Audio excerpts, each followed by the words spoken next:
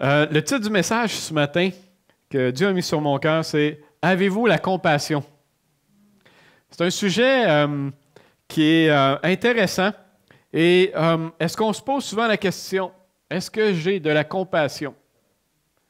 Et est-ce qu'on sait aussi qu'est-ce que c'est avoir de la compassion? Vous savez, la compassion, ce que c'est, pour juste bien situer, là, c'est un sentiment que nous avons de sympathie envers une autre personne, envers, par exemple, les maux, les problèmes que les gens peuvent vivre autour de nous, c'est que nous avons un sentiment de sympathie envers ces gens-là.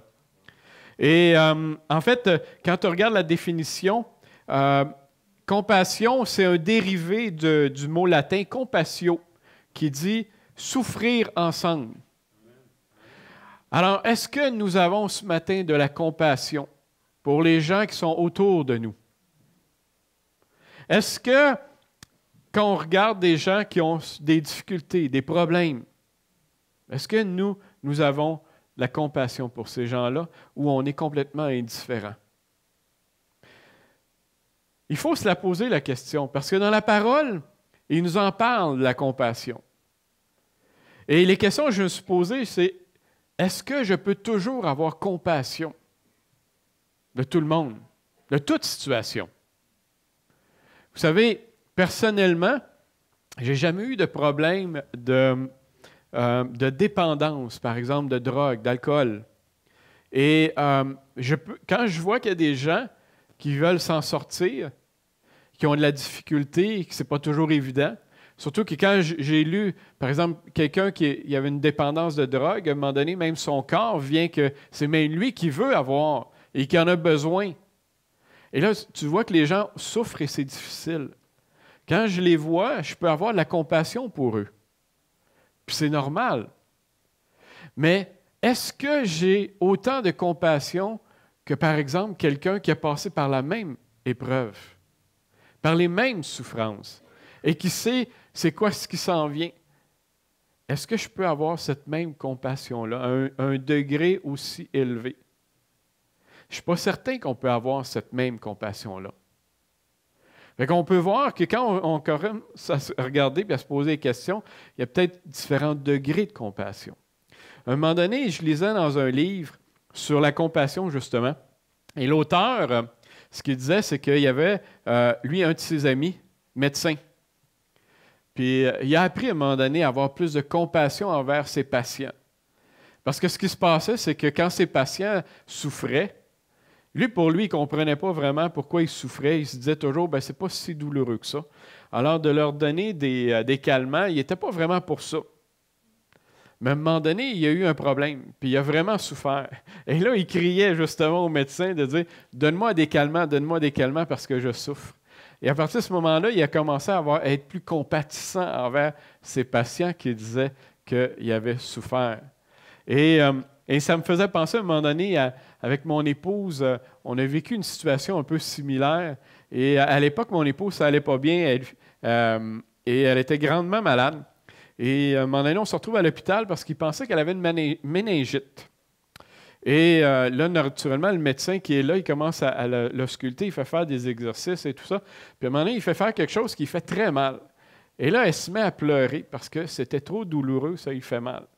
Et le médecin de lui répondre, « Bien là, ma petite madame, vous n'allez pas commencer à pleurer par-dessus ça. » Alors, c'est sûr que moi, à côté, de voir mon épouse qui pleurait, puis lui de l'entendre, j'avais une idée en tête, je ne l'ai pas fait. Mais et pour aller plus loin dans sa compassion, c'est que, tu sais, à un moment donné, on sent que les paroles que les gens peuvent dire sont peut-être pas toujours vraies ou ne sont pas sincères. Fait que là, quand il est parti, il dit « Inquiétez-vous pas, ma petite madame, tout va bien. » Et il sort de la chambre, et là, il était comme dans le corridor général, et là, il se met à crier à tout le monde « La chambre est en quarantaine! Il n'y a plus personne qui rentre là, il y a une possibilité de méningite. » Alors, je regarde mon épouse, je dis « C'est nous autres, ça? » Alors, on se sentait vraiment en confiance, et on se disait « Ben, c'est... et est-ce que, la question que je me suis posée, est-ce qu'il faut absolument nous aussi vivre des épreuves pour avoir compassion de d'autres? Il arrive aussi des fois qu'on peut avoir même pas aucune compassion par rapport à quelqu'un qui peut souffrir ou avoir des problèmes. Je me souviens, ça m'est arrivé, moi, à un moment donné. Et je vous donne l'exemple, c'est pas nécessairement parce que c'était si bon que ça comme exemple, mais à un moment donné, ma mère m'appelle, puis elle me dit, Denis, elle dit, viens, elle dit, ton père, ça va pas bien, il est barré dans le dos. Fait qu'elle dit, viens l'aider. Fait que je dis, OK, j'arrive. Et là, quand je le vois, en fait, il était penché, il était plié en deux, puis il n'était pas capable de bouger ou quoi que ce soit. Alors moi, comme un garçon affectif envers son père, aimant, plutôt lui dire, pauvre père, comment ça va si ça va pas bien, je me suis mis à rire. Mais à rire, et il n'a pas arrêté de rire. Et là, j'en mettais, je dis, waouh, j'ai dit, c'est beau la position que tu as là, c'était pas. Alors, je me suis dit, waouh, c'est pas tellement compatissant. Alors, à un moment donné, il m'a même dit, il serait peut-être mieux d'arrêter de rire, puis viens m'aider. Alors, j'ai été l'aider. Quelques années plus tard, ce qui s'est passé, c'est qu'à un moment donné, j'étais en train de travailler sur le terrain et je suis dans mon cabanon, je suis dans le cadrage du cabanon et là, je ne suis plus capable de bouger. Et là, je sens que si je fais un pas, je vais tomber. Parce que là, mon bassin avait comme bloqué. Et je me suis rendu de peine et de misère à la maison, dans la maison, puis j'étais tout seul. Et là, je me suis retrouvé, j'ai été capable de me coucher sur le plancher de bois, sur le dos, et à rester là. Quand mon épouse est arrivée 2 ou 3 heures plus tard, à rien faire d'autre. Et là, mon épouse me dit, parce que là, je dis, viens m'aider, il faut que tu me lèves, mais j'étais trop lourd pour qu'elle soit capable de me lever. Fait que là, elle dit, je vais appeler quelqu'un qui va venir t'aider. Fait qu'elle appelle quelqu'un, et la personne, quand elle est arrivée, qu'elle me voit couché par terre comme ça, à me lamenter, je ne me souviens pas exactement les paroles, mais ça ressemblait à « Mon fils, je me souviens. Et je vais avoir plus d'amour et de compassion que toi. Je ne vais pas rire. » Alors, fait que vous voyez que des fois, c'est sûr que maintenant, quand je vois quelqu'un qui a un problème, je ne veux pas réagir de la même façon. Je ne veux pas me mettre à rire nécessairement. OK? Même si des fois, ça semble drôle, mais ça m'a amené à me poser la question, effectivement, à savoir, est-ce qu'il faut absolument passer par les mêmes épreuves pour avoir de la compassion pour les gens? Je ne suis pas convaincu qu'il faut nécessairement passer par les mêmes épreuves. Mais il est vrai que quand on passe par des épreuves similaires, il est vrai qu'on va avoir plus de compassion pour les gens. Et il arrive aussi des fois où on vit des situations difficiles, des problèmes, et on se sent tout seul avec nos problèmes, nos situations. On se sent tout seul, on dirait qu'il n'y a jamais personne qui est là pour venir nous voir, nous aider. Pourtant, la parole nous dit bien quelque chose d'intéressant, qu'il ne faut jamais oublier, qui nous dit, puis ça on le retrouve dans Hébreux 4, les versets 14 à 16, qui nous dit « Puisque nous avons un grand souverain sacrificateur qui a traversé les cieux, Jésus, le Fils de Dieu, tenons fermement la confession de notre foi. Car nous n'avons pas un souverain sacrificateur incapable de compatir à nos faiblesses, mais il a été tenté comme nous à tous égards, sans commettre de péché. Approchons-nous donc avec une assurance du trône de la grâce, afin d'obtenir miséricorde et de trouver grâce en vue d'un secours opportun. » C'est grand là ce qu'on vient de lire, que nous avons un grand sacrificateur, Jésus-Christ, Jésus qui est venu ici sur la terre, qui a lui aussi souffert. Et ce qu'il nous dit, c'est quelles que soient les situations qu'on peut vivre, il compatit pour nous. Et ce qu'il nous dit, il va plus loin. Il nous dit, afin d'obtenir miséricorde et grâce pour un secours que nous avons besoin. Parce que vous savez, quand on ne file pas bien, quand on vit des situations difficiles, quand il y a toutes sortes de choses, puis on a des fois l'impression que le monde s'écroule autour de nous, on a besoin d'aide. Et ici, la parole, ce qu'il nous dit, c'est que notre Dieu, celui en qui on croit, mais quelle que soit la situation, il est compatissant pour chacun de nous et il veut nous aider dans toute situation. Alors, s'il nous arrive des fois de se sentir seul avec nos situations, nos problèmes, la parole ici, elle nous dit qu'on n'est jamais seul. que nous avons un Dieu compatissant qui est là et qui veut nous aider. Et maintenant, ce matin, ce qu'on va faire, c'est qu'on va aller lire ensemble qu'est-ce que la Bible nous parle par rapport à la compassion et nous. Qu'est-ce que nous faisons avec la compassion? Alors, pour lire ensemble, on va aller voir dans 2 Corinthiens 1, les versets 3 à 7, puis on va se lever pour lire la parole.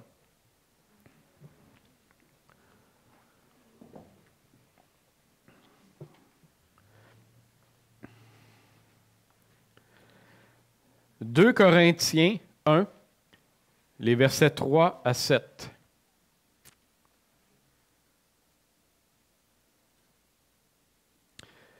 Béni soit le Dieu et Père de notre Seigneur Jésus-Christ, le Père compatissant et le Dieu de toute consolation. Lui qui nous console dans toutes nos afflictions, afin que, par la consolation que nous recevons nous-mêmes de la part de Dieu, nous puissions consoler ceux qui se trouvent dans toutes sortes d'afflictions. Car, de même que les souffrances de Christ abondent pour nous, de même aussi notre consolation abonde par le Christ. Si nous sommes affligés, c'est pour votre consolation et pour votre salut. Si nous sommes consolés, c'est pour votre consolation qui vous rend capable de supporter les mêmes souffrances que ce que nous endurons. Et notre espérance à votre égard est ferme, car nous le savons. Comme vous avez part aux souffrances, vous avez part aussi à la consolation. Amen. On peut s'asseoir. Les versets qu'on vient de lire, ils nous parlent de la compassion, mais en même temps, ils nous parlent de souffrance. Puis il fait un parallèle ici entre la compassion et la souffrance. Et pour bien comprendre ce que Paul est en train d'expliquer ici dans les versets, parce qu'il parle de lui, ce qu'il est en train d'expliquer, c'est qu'il dit, vous savez, il dit, si nous souffrons, c'est parce que nous allons recevoir de la part de Dieu une compassion. Si nous souffrons, nous allons recevoir de la part de Dieu une consolation. Puis ce qu'il est en train de dire, c'est que ce que je vais recevoir de la part de Dieu, cette consolation-là, elle a un but très précis. C'est que je puisse après ça, moi aussi, utiliser la consolation que j'ai reçue de la part de Dieu pour être capable d'aller aussi consoler des frères et des sœurs qui vivent des situations similaires. C'est ce qu'il est en train de nous expliquer ici. Parce qu'on le sait que Paul a souvent souffert. Et ici, ce qu'il est vraiment en train de dire, c'est « Garde, moi je souffre. » Mais il va plus loin, il dit « Je souffre pour vous autres. » Alors quand tu essaies de le comprendre, tu te dis « Qu'est-ce qu'il veut dire par là? » C'est que Paul va un peu plus loin que les souffrances qu'il vit là. Il va un peu plus loin que le moment présent où il a ses souffrances. Il va un peu plus loin en disant, bien, ce que je suis en train d'apprendre à travers les souffrances, ce que je suis en train de recevoir comme consolation de la part de Dieu à travers les souffrances, c'est qu'à un moment donné, Dieu il va vouloir, dans ce cas-là, que j'utilise ce que j'ai appris pour d'autres personnes. Et c'est pour ça qu'il dit, ce que je souffre, c'est pour vous autres. La consolation que je reçois est pour vous autres. Et ce que Paul est en train de dire, c'est la même chose pour chacun de nous. Quand nous sommes dans la souffrance, dans les problèmes, dans les difficultés,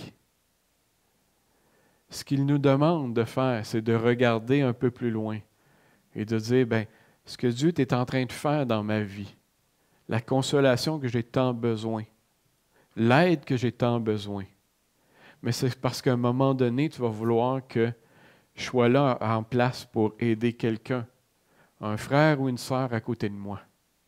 Et c'est ce qui nous est écrit ici, et c'est ce que Paul nous explique. Et il y a vraiment cette forte corrélation-là entre les souffrances et la compassion.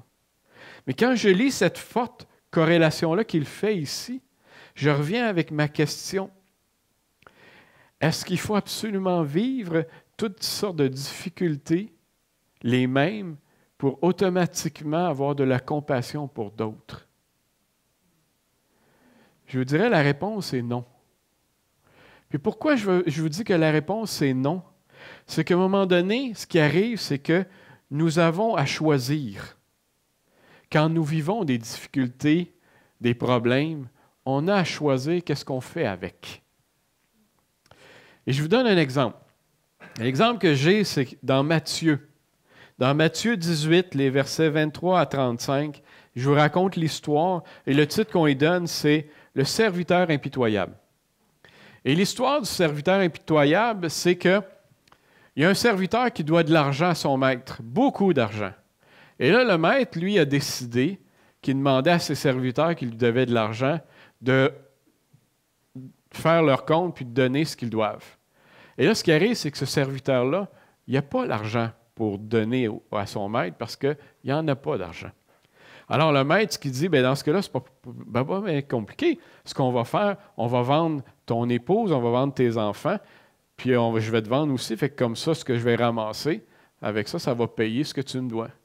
Et là, le serviteur, lui, tout peiné, il se jette aux pieds de son maître, puis il dit, non, non, non, faites pas ça, ça n'a pas de bon sens. Et là, le maître a eu compassion du serviteur. Quand il l'a vu comme ça, dans cette situation-là, la Bible nous dit bien qu'il a eu compassion. Il a eu compassion à un point tel qu'il a dit, bien, garde, j'oublie toute ta dette, c'est fini. Puis il repart comme ça.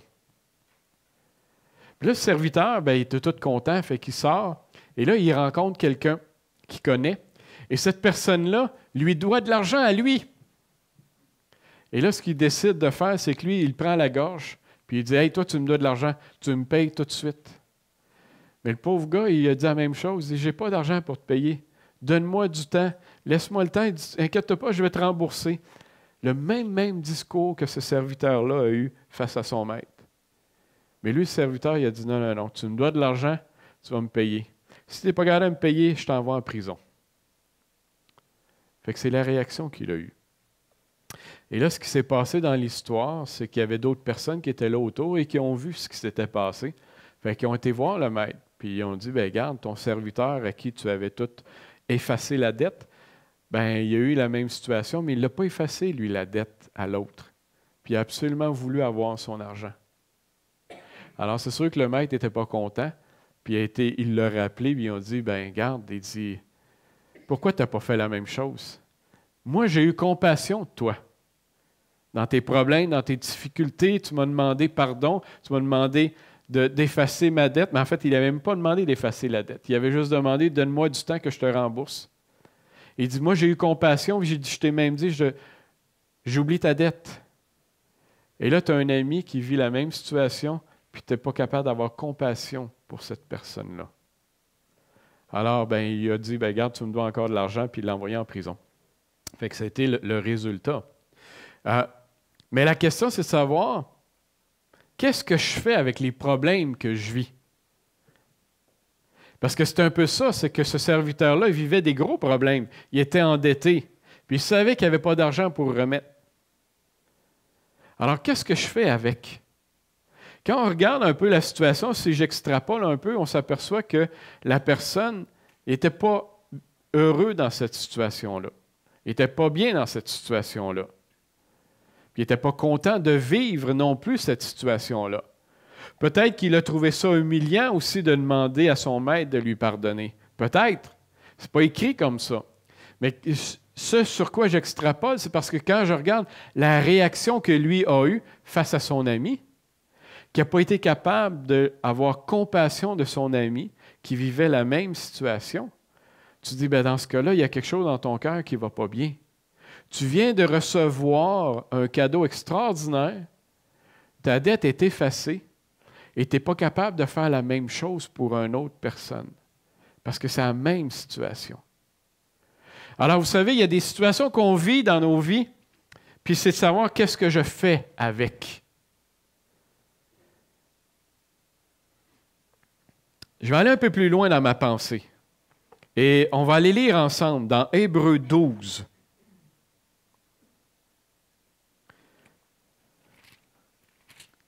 Hébreux 12, les versets 11 à 15. Et ici, dans Hébreux, ici, on attribue souvent que c'est Paul qui a écrit ces versets.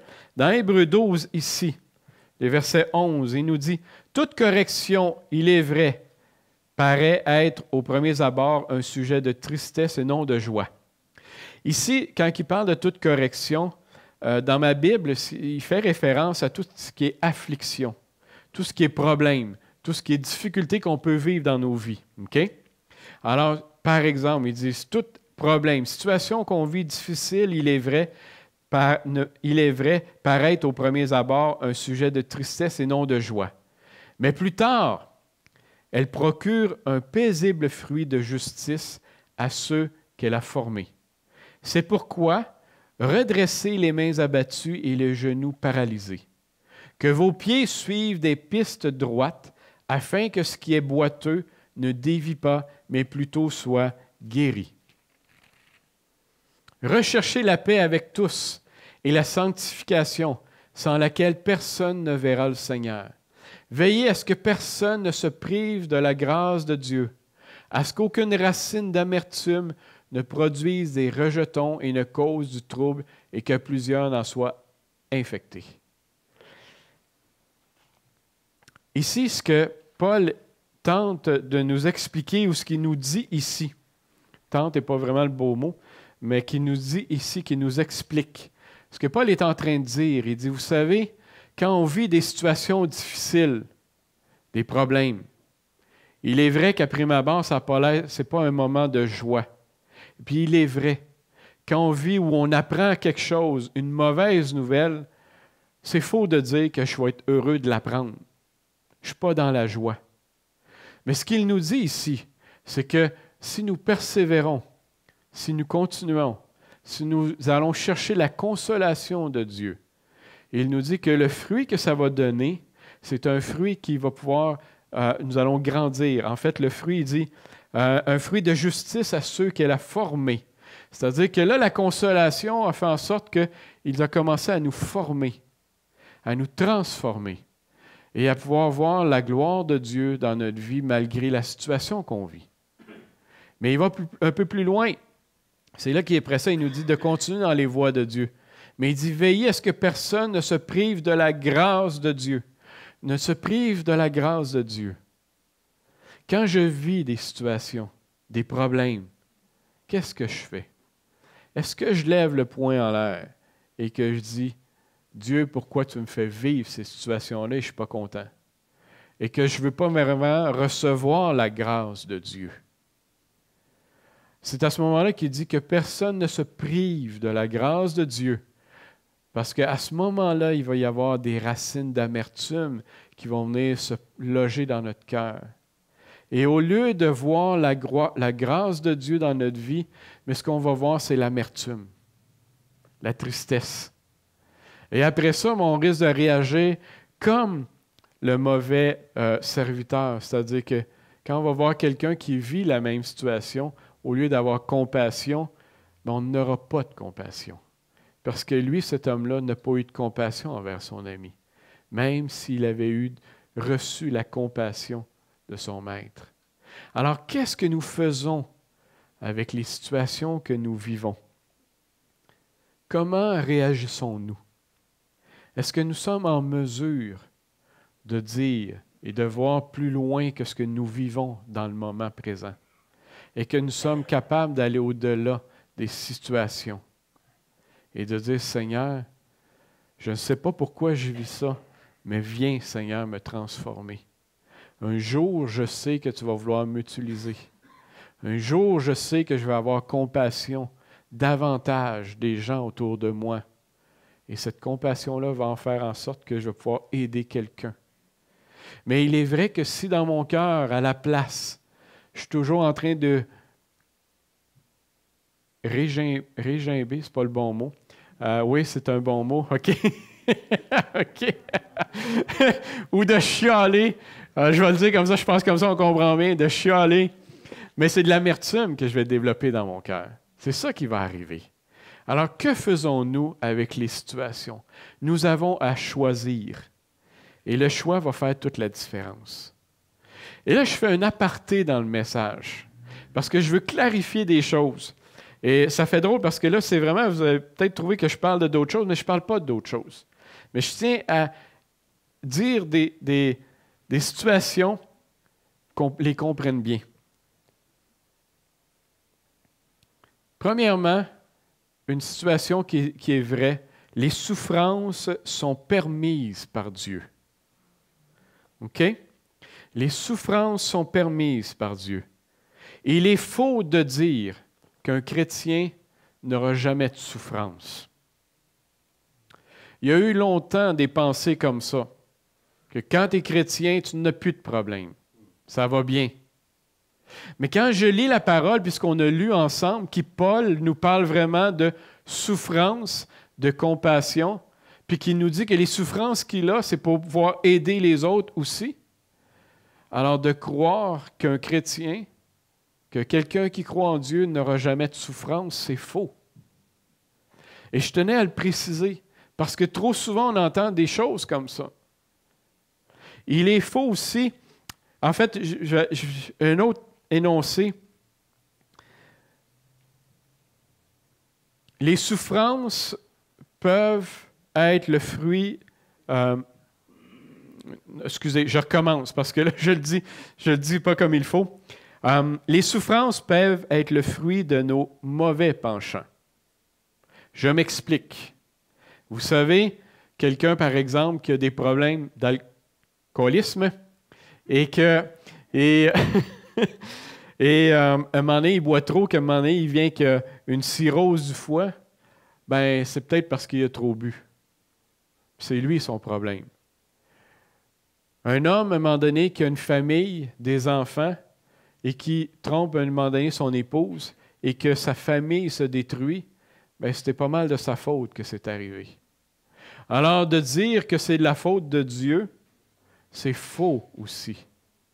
Trop souvent, nous entendons ces choses. Mais si Dieu aime tellement, pourquoi qu'il permet? Mais on a tous une pensée, on est tous libres. Et il y a des fois des choses que nous faisons, et c'est nous autres qui avons décidé de le faire. Trop souvent, des fois, on oublie d'aller demander à Dieu si c'est vraiment correct ce que je fais là, d'aller tromper mon épouse. Je pense que si on prenait le temps de le faire, si les hommes prenaient le temps de le faire, bien, je pense que la réponse, ça serait claire qu'ils l'auraient. Mais je ne pense pas qu'ils ont pris le temps d'aller poser la question.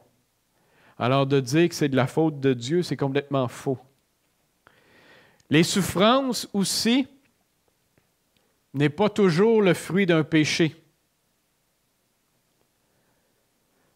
Quand un être cher autour de nous décède, ça ne veut pas dire parce que j'ai des péchés dans ma vie que l'autre est décédé. Je me souviens à un moment donné, on avait rencontré, puis pourquoi je l'ai dit comme ça? Parce que ça nous avait attristé beaucoup, mon épouse et moi. Il y avait une dame qu'on connaissait, qui croyait en Dieu, qui est décédée aujourd'hui, qui était prise du cancer. Et à un moment donné, elle était sur son lit de mort, puis je la vois encore avec son petit bonnet rose parce qu'elle n'avait plus de cheveux. Et qu'elle nous raconte qu'il y avait quelqu'un qui était venu la visiter, un bon ami dans le Seigneur, et qu'il lui a carrément dit que si elle était malade dans son lit avec son cancer, c'est parce qu'il y avait des péchés dans sa vie qu'elle n'avait jamais voulu avouer. Alors, c'est complètement faux de dire que les souffrances que je vis, c'est parce que j'ai des péchés dans ma vie. Ça aussi, c'est important de le comprendre. Et c'est pour ça que je tenais à préciser des choses.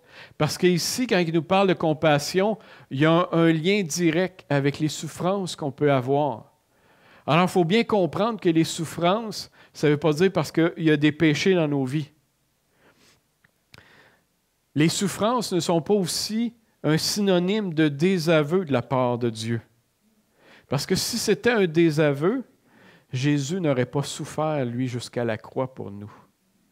Les apôtres, quand on leur regarde, toutes les souffrances qu'ils ont eues, ils n'auraient pas eu toutes ces souffrances-là.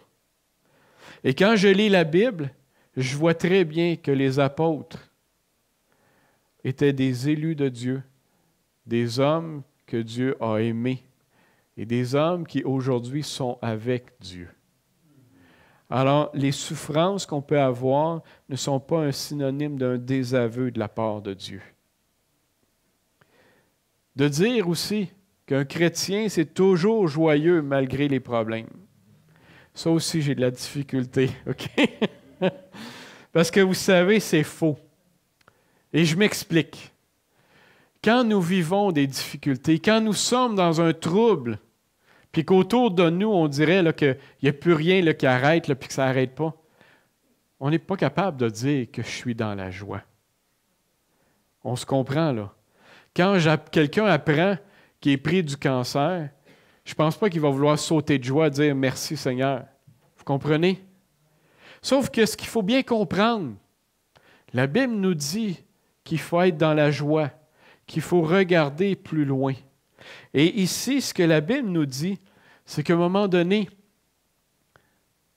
quand nous vivons des situations difficiles, qu'est-ce que Dieu veut faire? Il a premièrement compassion de nous. Et ce qu'il veut faire, c'est qu'il veut nous restaurer. Il veut nous consoler. Et c'est à ce moment-là que quand nous commençons à ressentir la consolation de Dieu, c'est à ce moment-là qu'on commence à ressentir une paix et une joie. Parce que ce qu'on est en train de s'apercevoir, c'est que Dieu entend le cri de notre cœur de détresse. Et il est en train de commencer à nous consoler, à nous transformer. Et à ce moment-là, il est vrai que je commence à ressentir de la joie, même si je suis encore en problème. Parce que je commence à voir que Dieu est en train de m'aider, de me transformer. C'est ce qui se passe. Et quand on va encore un peu plus loin, puis qu'on réalise que Dieu est en train de m'aider, de me transformer, il est en train aussi de me dire, ce que tu vis là, je le sais que c'est difficile. J'ai compassion de toi, je veux t'aider. Mais plus tard, tu vas être un outil pour moi. Parce que tu vas pouvoir aller voir d'autres personnes qui ont vécu ce que tu vis là. Tu vas être en mesure de pouvoir aller les consoler, comme moi je suis en train de te consoler présentement. Et quand nous parlons de la compassion, c'est ce qu'il nous demande d'être capable de faire, d'aller plus loin que ce que l'épreuve que nous vivons dans le moment présent, d'être capable de regarder que Dieu nous voit dans nos problèmes et qu'il veut nous aider.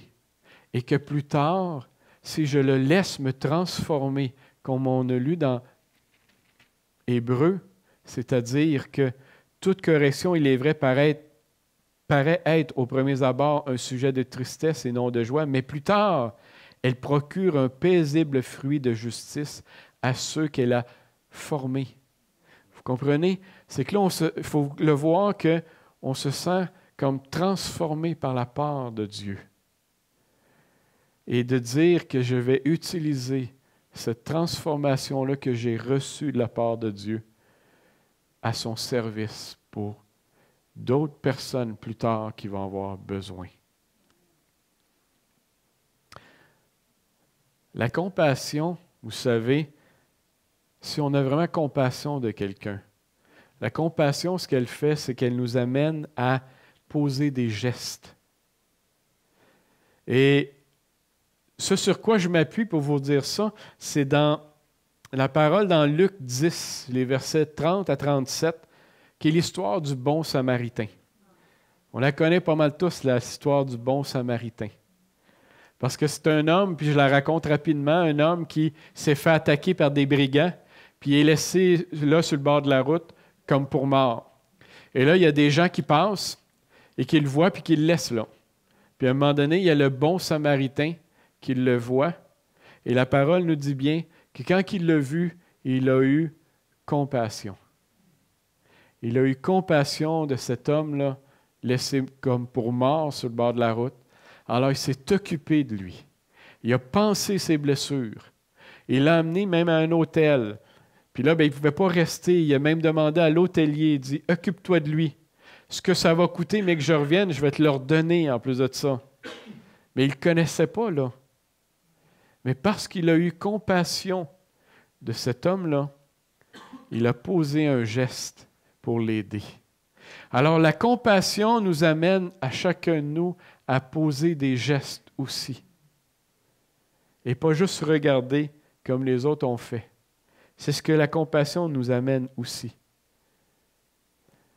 Je me suis posé une question aussi par rapport à ça. Et je vous la pose. Est-ce que la compassion a des limites?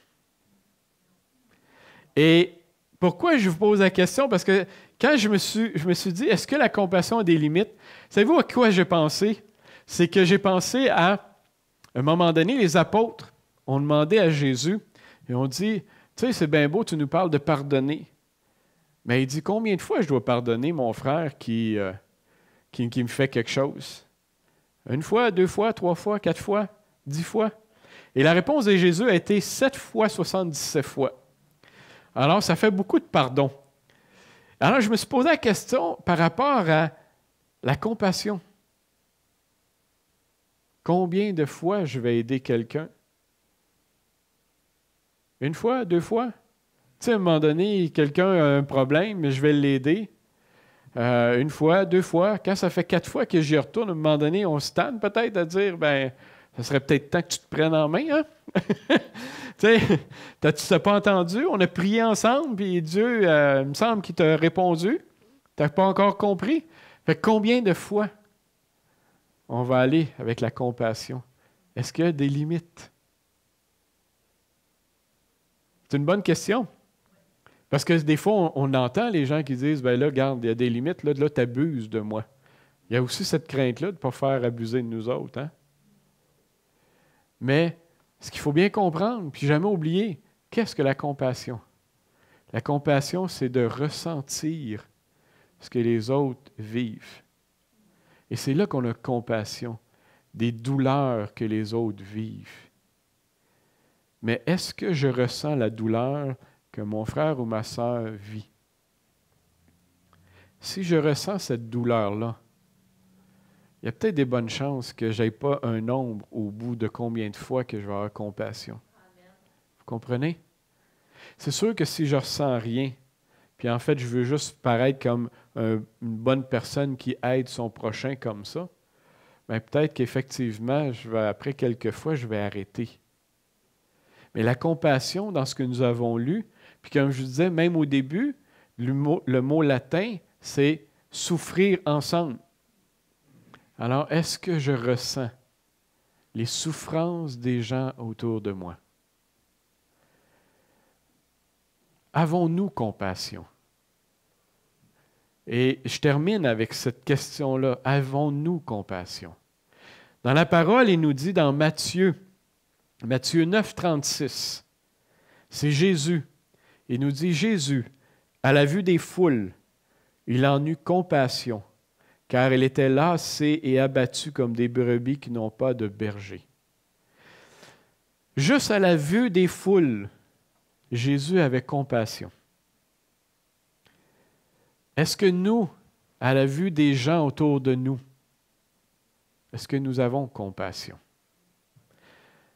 Les gens qui nous entourent, est-ce que nous avons compassion de notre famille, de nos amis, des gens avec qui nous travaillons, mais peut-être aussi des gens que peut-être qu'on voit juste à l'occasion? Est-ce que nous avons compassion de ces gens-là? Et vous savez, je pense que pour avoir une compassion comme Jésus avait pour l'ensemble des gens, il y avait une raison. Il y avait quelque chose qui faisait que Jésus avait une compassion comme ça. Et cette compassion-là, pour l'avoir pour les gens autour de nous, il y a juste une façon qu'on peut l'avoir. C'est quand nous recevons de Dieu une compassion pour les gens autour de nous. Et pourquoi je dis ça? C'est que la parole nous dit bien que nous sommes tous des créatures de Dieu. Que Dieu nous a tous créés, chacun de nous, et qu'il nous aime à la prunelle de son œil. Et c'est pour ça qu'il a compassion de tout le monde et que Jésus avait compassion des gens. Mais vous savez, Jésus, dans sa vie, quand on le regarde, qu'est-ce qu'il faisait? Jésus était proche de Dieu. Comment? Mais parce qu'il prenait le temps de prier. Il priait pour les gens. Il connaissait la parole, mais il prenait le temps de prier. est-ce que nous prenons le temps de prier pour les gens autour de nous? Si nous ne prenons pas le temps de prier pour les gens autour de nous, je ne pense pas qu'on va avoir beaucoup de compassion pour ces gens-là. Nous allons peut-être comprendre, voir quand ils ont des difficultés, puis dire « Ah, c'est de valeur ». Mais une réelle compassion, je pense qu'on peut la développer, l'acquérir seulement dans la prière. Parce qu'une réelle compassion va faire en sorte que nous ressentons les difficultés des autres et que nous allons aussi avoir le goût de lui parler et dire « Il me semble que ça ne va pas bien. On peut-tu en parler? Je peux-tu t'aider? Je peux-tu faire quelque chose? » Mais pour se rendre jusque-là, la façon que nous pouvons le faire, c'est quand nous prenons le temps de prier pour les autres. Et la compassion va aussi plus loin. Parce que vous regardez, la compassion, depuis le début, j'en parle, c'est que nous regardons les souffrances des gens autour de nous. Mais pourtant, on en vit des souffrances. On en vit tous des souffrances. Mais ce qu'il est en train de nous dire, c'est que va plus loin. Il est en train de nous dire, regarde, je le sais que tu souffres. Il est en train de nous dire, mais je m'occupe de tes souffrances. Il est en train de nous dire que si tu as la foi en moi, que je m'occupe de tes souffrances, maintenant, arrête de les regarder puis regarde les souffrances des autres. Puis va aider les autres. Vous comprenez? Mais pour être capable de faire ça, c'est juste dans la prière qu'on peut réussir à se rendre jusque-là. Parce que trop souvent, il est vrai que nos souffrances, on se regarde. Et pendant qu'on se regarde, on ne voit pas ce qu'il y a autour de nous. Mais quand je lis la définition de la compassion, ce qu'il nous dit, c'est que je regarde autour de moi. Alors, pour être capable de le faire, il faut que je finisse par oublier les souffrances que je vis. Mais pour pouvoir les oublier, dans ce cas-là, il faut que je sois en mesure de pouvoir les donner. Et je les donne à qui? À Dieu. Et j'ai cette foi que Dieu s'occupe de mes souffrances. Et à ce moment-là, je vais pouvoir être capable d'avoir compassion pour les gens autour de nous et d'avoir ce désir de vouloir les aider. Amen.